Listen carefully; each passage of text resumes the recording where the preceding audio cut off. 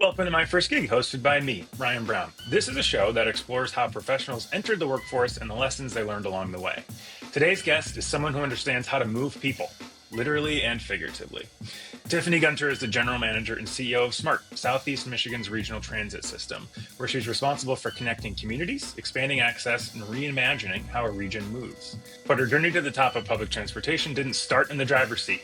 With more than 2 decades of experience spanning public policy, urban planning, higher education, and even the private sector, from automotive to retail, Tiffany has built a career grounded in service, strategy, and community impact. Before leading SMART, she held key leadership roles across Southeast Michigan, including the Regional Transit Authority and the Southeast Michigan Council of Governments, quietly building the expertise and relationships that now shape how an entire region gets to work, school, and home.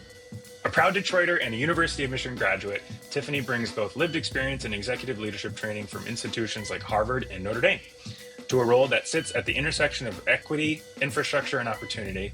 Today, she's not just leading the transit system, she's helping define what access and mobility look like for the future of Southeast Michigan. Tiffany, welcome to the show.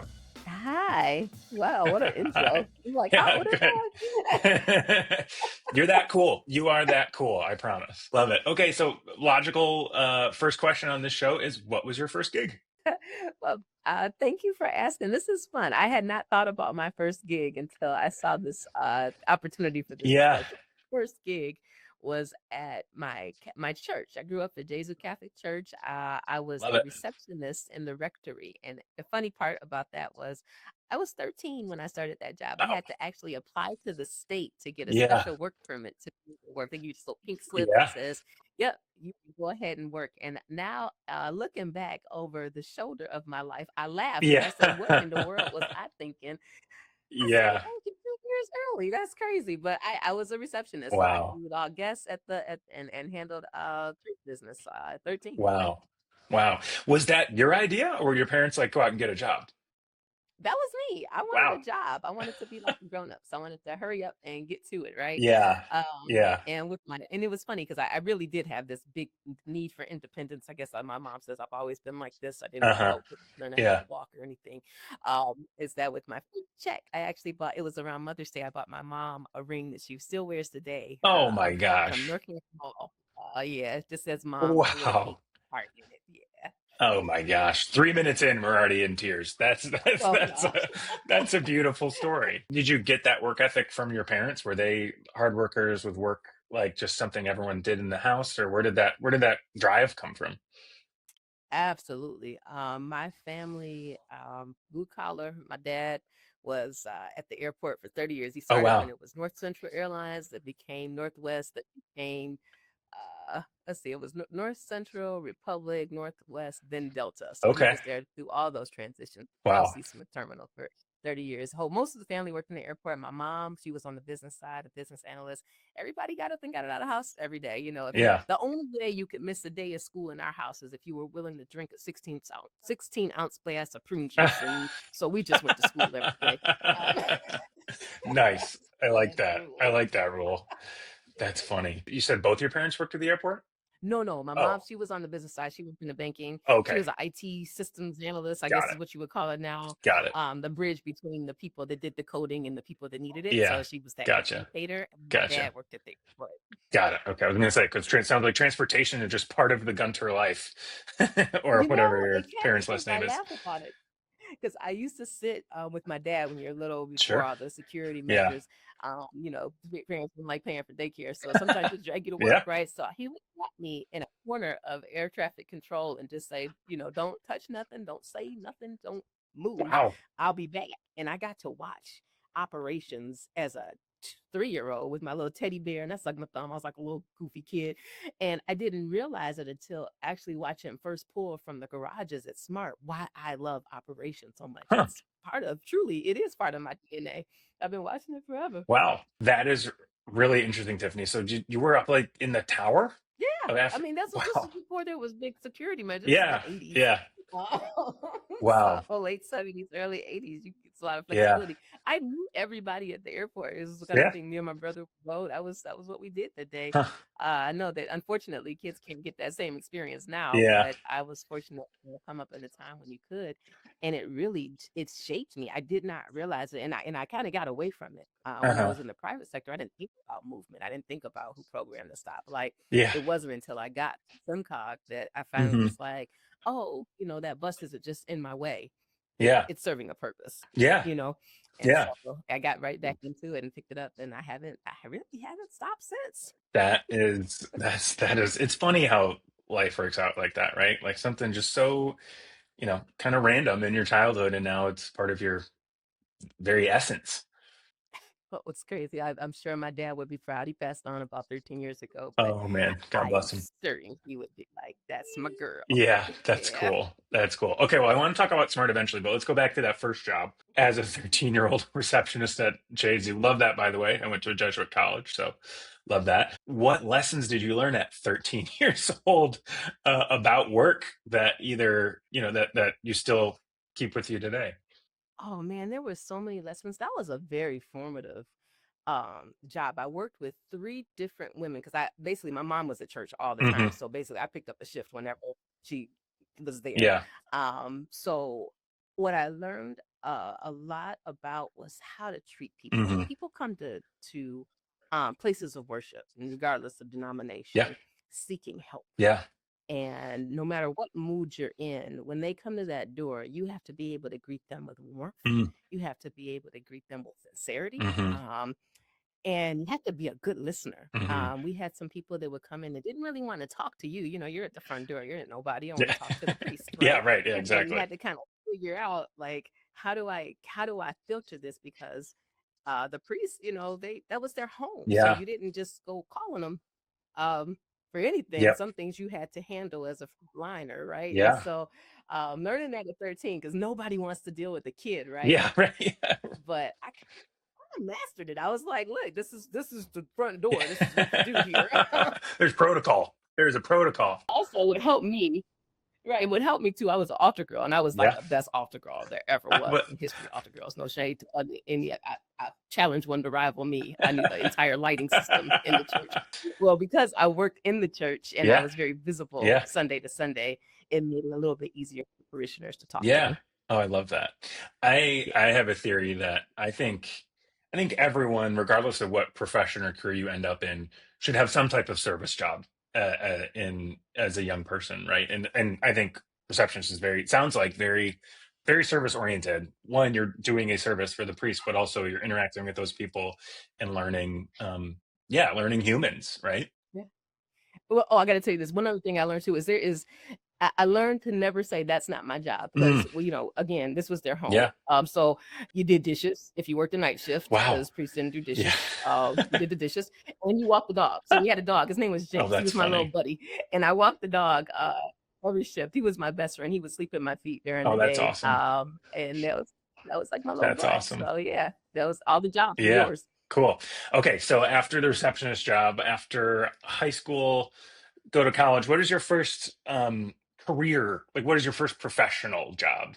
Sure. So I actually, it actually kind of it started in high school. So my first like real job was at well, I had two. So I was in the business services technology program. So I worked for Kellum Mortgage, Anthony Kellum, who's still a big time mortgage lender here in Michigan, and I worked for Buzz Turner, so the Turner and Turner law firm. Ah, I carried that receptionist experience right over into those roles. So I was working with paralegals and doing all kinds of cool things then. But when I finally graduated high school, I became a customer service telephone rep. mhm. So I worked at Global Crossing Communications.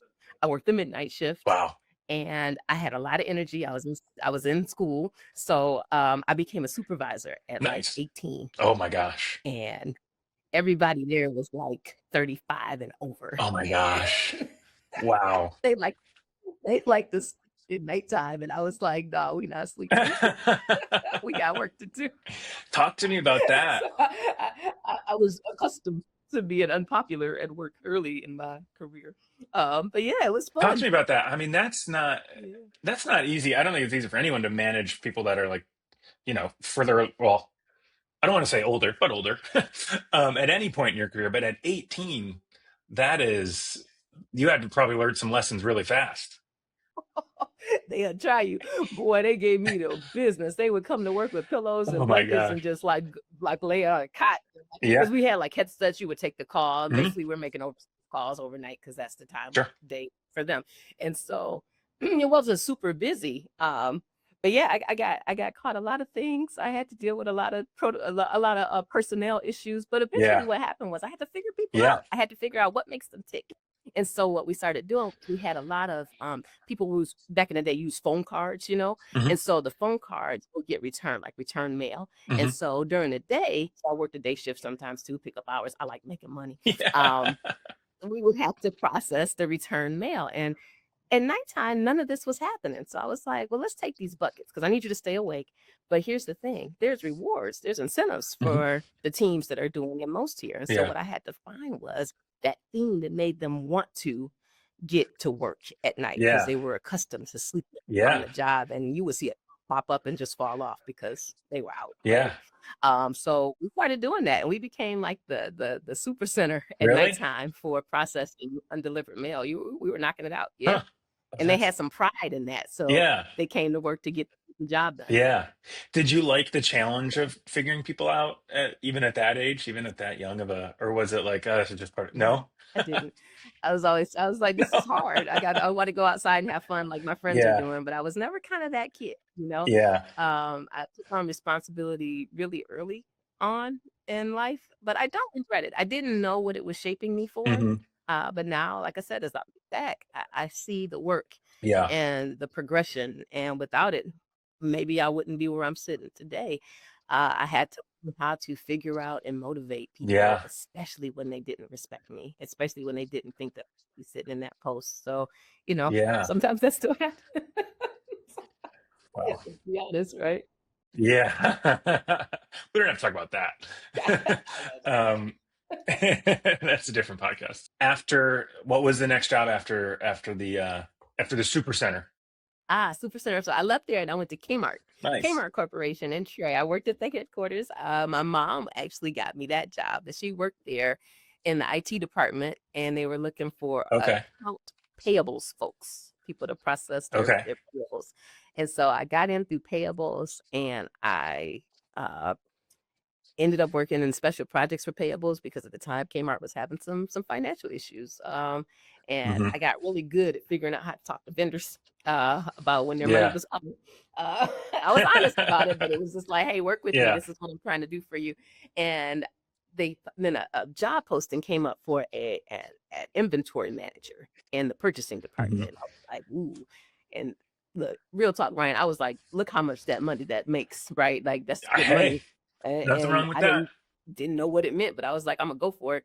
And it was funny because it started a war. So I won't name names because Do it. he's still with us, Just but kidding. my manager at the time was um a little concerned about me leaving his department because his department was doing pretty well. So he put a freeze on any transfers out of this department when I went to No apply. way. I promise you, true story. Now I'll tell you the person who did come and get me. She was the manager over purchasing. Her name's Leslie Lauer. I will always and forever love little Leslie Lauer. Shout out to her. She bought me the mail in Michigan as well. Yeah. And she Okay. came down to the department. It was like, oh no, I've already seen her application. Get a little freeze, you can forget about it. She's coming up here. And I was No just sitting way. there, go like, Wow. what is happening? Like, And sorry, just like dude. I got the job, and it was hard. I had all these hard lines and soft lines, and I had to figure out 2,000 stores where to send Oh my merchandise that gosh. purchasers were buying. Wow. And I figured it out. I started calling stores. I was Yeah. like, I'm into this. Let's figure it out. Yeah. I had very few clearance items. And I'll tell you what happened too. And I hate sounding like I'm being braggadocious, but Hey, this is real this is talk. the Like point this of the really did podcast. happen. You can brag. I The want you to. CEO, Chuck Conway, at the time, saw the numbers, and he was seeing this consistency between intimate apparel. I had Joe Boxer, Talia, Okay. I had some clocks, I had swimwear, and I was rarely on clearance. My items were moving off the shelves full price, Hmm. and he wanted to know how. I was in school at the time, and so I was learning about what was called the Monte Carlo model. Now, I mean, with AI and all the interventions now, that's nothing. But I had figured out scores and behavior, and so I was using my personal model to do my Huh. allocations. And he called me and Leslie to his office and was like, "Tell me what you're doing." Really? So I told him, and he was like, "Why doesn't this work for others?" I said, "Well, this is very customized. I talked to stores. I figured out where the colleges were, where the hospitals were. Wow. Like the colleges, the kids, they like pajamas. I Yeah. understood they would send scrubs Yeah. to hospitals. Like I was this, right? Yeah. And so I was like, I can't replicate it unless I understand the person's Yeah. line of Yeah. business. So he's like, "Hey, well, let's put you on the lines to make us the most money." And I started doing that for Kmart then. My stuff did well. Kmart didn't fare so Yeah. well. Uh, Well, that clearly wasn't your fault. Sounds like you might have kept it around a little longer than it I, maybe needed to. Walmart, it happened. Yeah. Yeah. Yeah. That is Yeah. really interesting. Talk to me about, it sounds like, details are important, right? That might be one of the lessons from that job. Talk to me about how that's influenced the rest of your career. Hmm. It's a way. It's the kind of the way that my mind works. I'm very curious about who uses my products, Hmm. right? Yeah. Um, Yeah. so when you're in public transit, our Yeah. users are so varied. You have a student trying to get to school. You got somebody who's just like, "Hey, I got a couple folks who, Mm. serve time in prison that are like, I'm Yeah. trying to reset my life. I don't have a car and I'm trying to get to work." So when Yeah. you understand people's motivations, you Yeah. respect them a bit more. Sure. You got folks that are really trying to get to the next level in life, and Hmm. they just don't either want a vehicle or have a Yeah. vehicle. And so I find it that even starting from Jesu, Yeah. just respecting that individual Yeah. and putting some integrity and some dignity into Sure. what it is you do for them, Yeah. it matters. And that has carried over. Yeah. Even when I was at Turner and Turner, people would have these personal injury claims, and they would call, and they would be somewhat embarrassed about Hmm. the limitation that they now have Yeah. on their life. I've heard some stories, some because I was intake, Yeah. right? Right. Right. I have to have compassion for what it is that they were saying to me. I couldn't be dismissive. I Hmm. couldn't think that I didn't have time for it.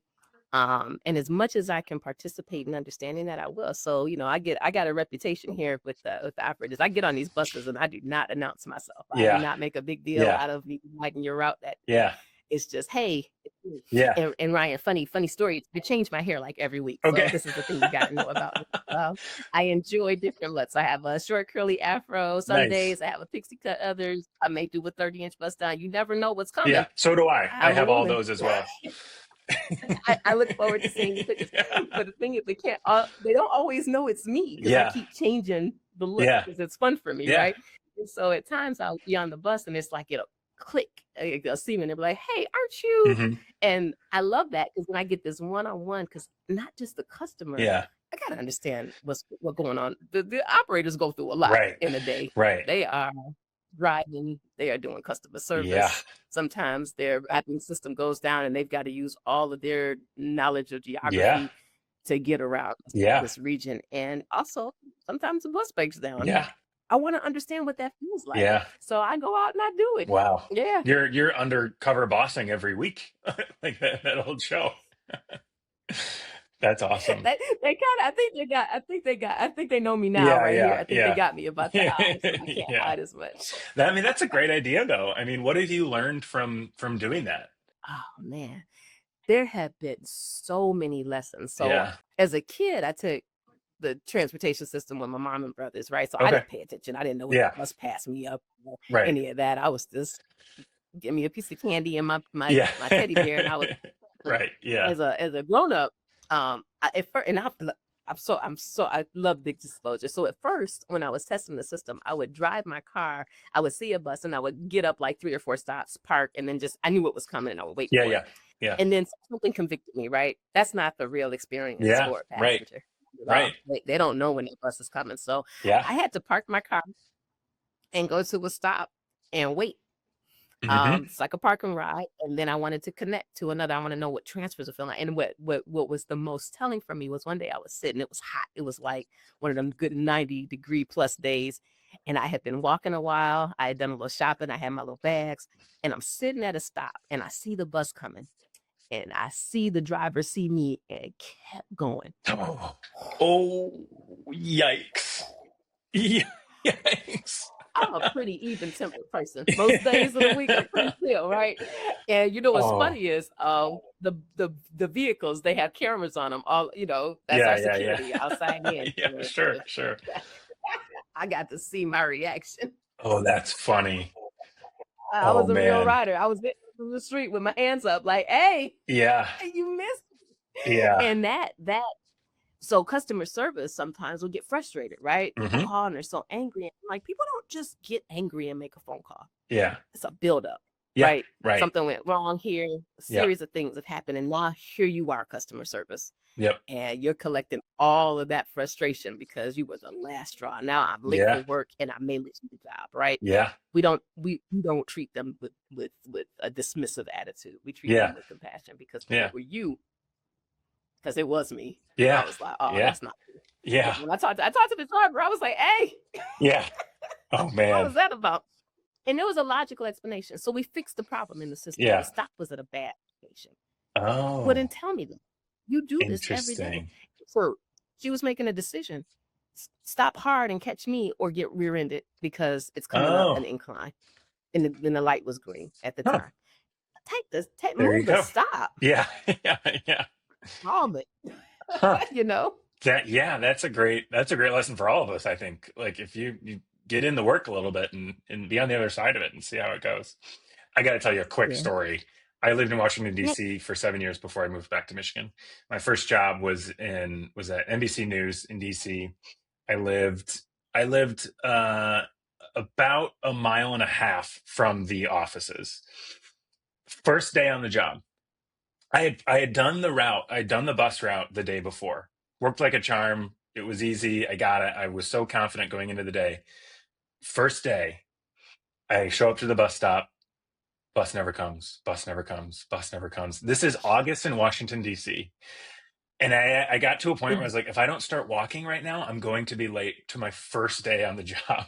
And so I walked a mile down the road in like 90-degree heat. I was in a full suit, brand new dress shoes. Oh, ouch. Oh my gosh. I have a picture of the blister. It was unbelievable. Showed up with sweat on my brow. It was disgusting. It was gross. But I had a new appreciation for public transportation at that time because I never used it in growing up in Grand hmm Rapids, to be honest. So yeah, I viewed the world a little differently that day.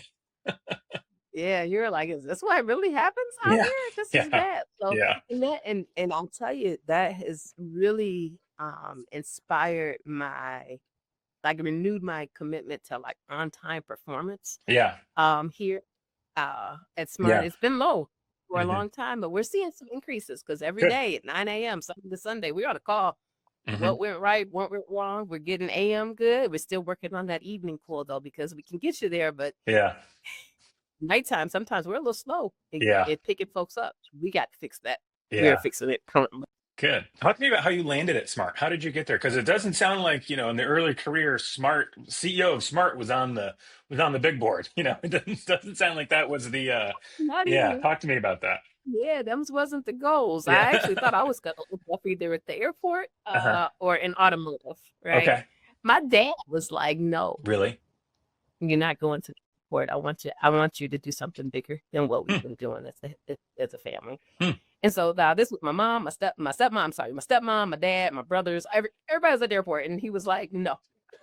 He Not said, you. "If you apply, I'll block it." And he had enough power that Boy, absolutely he wouldn't have done that. people like blocking your applications, I guess.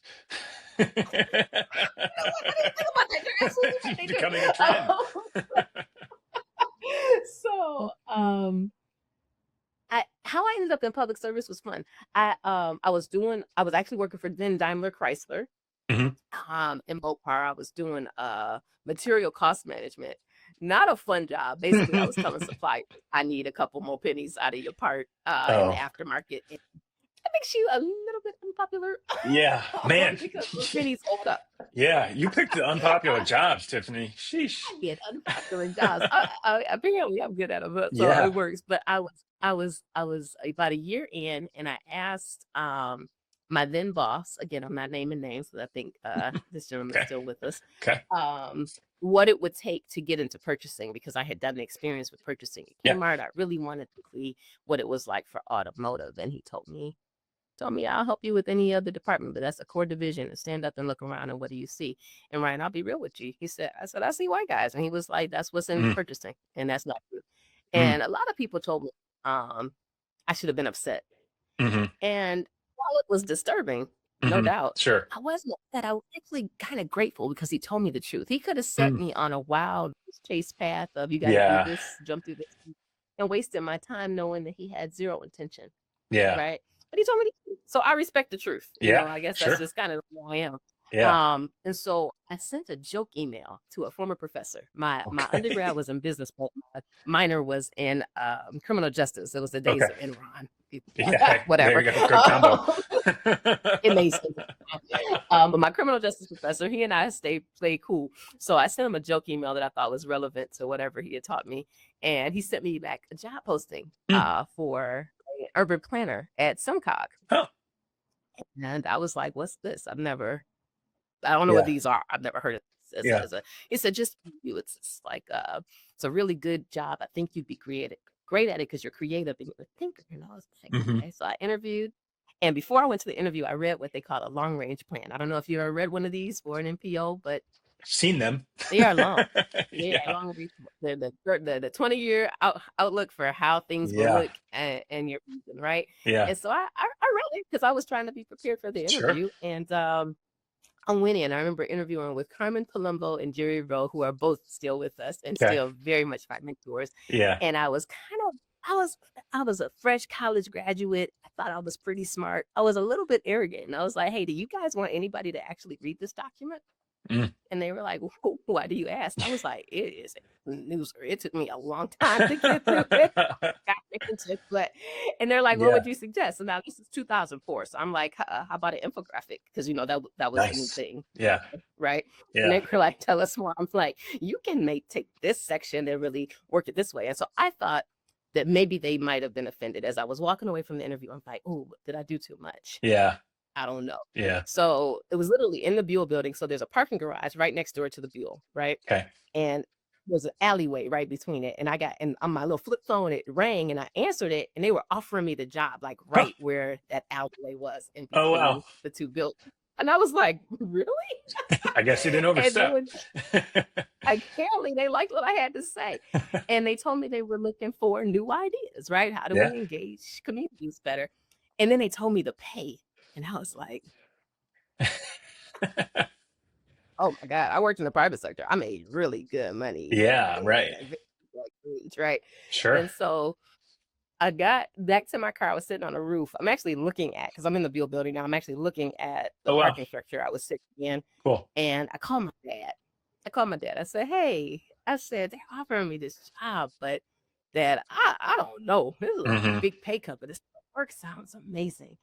And he said, in the time of day talk, he said, girl, you ain't got no kids. You ain't got no husband.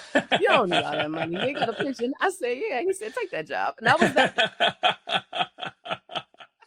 I love it. The simplest advice can be the best advice, right? Yep.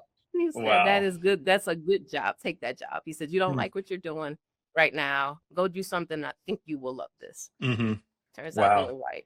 And when I got the SimCog again, that arrogance carrying it forward, the confidence, I don't know if you can, a little bit of both, because I was still not. Yeah, for sure. I asked them what was the hardest thing they had to do in that organization. And they kind of sneered a little bit, a little chuckle. They said, give her transit. Wow. There you go. Ta-da! And here I am. The rest is history. Wow, that's great. That's a great story. What are you guys doing at Smart that people should know about? We are going to take a deep breath, like one of those Ace Ventura deep breaths. Yeah. So we are doing everything. So when I took over in July, I had a conversation with the board that I wanted to get back to basics plus. There's a Mm. lot contained inside of that plus, right? Yeah. We have to get back to operational excellence. I've been in public service now and with an eye on transit for over 20 years, right? Hmm. So I knew that for a long time, SMART has done a lot. And this is no shade to anybody who was here Hmm. before me, but Yeah. there Yeah. was a lot of political drama that Yeah. would Sure. kind of be the rule of the day, right? Hmm. And and when I got here, I came in as deputy, so I've been here now almost 4 years. Hmm. Um, I recognized that each of the terminals operated kind of like its own entity. There Mm. was no idea this one SMART. It was Hmm. Wayne does Wayne, Oakland does Oakland, Macomb Yeah. does Macomb, and downtown is just down there. Yeah. Got it. Yeah. And I didn't like that. You can't get any Yeah. operational efficiency out of that. So I started Yeah. going to garages. When I took over, I said, we are one SMART. We're going to function like one. Mm. Our focus is on time performance. We got to get it up. It was a Mhm. 65 when I took over. We're trending around 76% right now. Nice.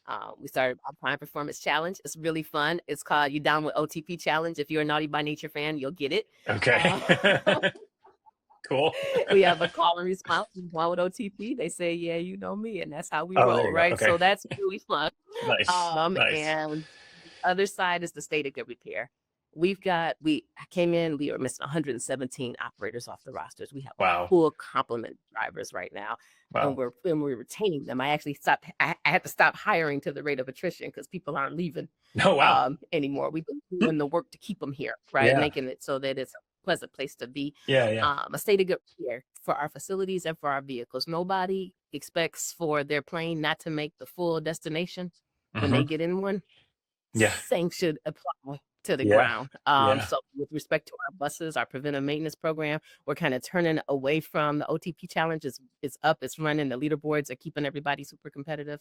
We're now moving into maintenance so that we can get there. But at the same time, Ryan, we're putting Wi-Fi on buses. Nice. We're making it free for students. And, Oh, nice. That's 12 plus post-secondary to ride because we're trying to build a new generation of riders. Yeah. We can't expect people to pick up and use the bus, but if you make it available to them while they're young and they can, they're willing to try some new things, Yeah. they become your lifelong Yeah. users of public transportation. Right. So we got a lot going on here, and it's awesome. it's exciting every day. Yeah. That's awesome. Speaking of young people, this is the question I'm ending with everybody. What is the one piece of advice you would pass on to young people that are just starting out in their careers? Whatever that thing is that makes you feel alive when you're doing it, that's your passion.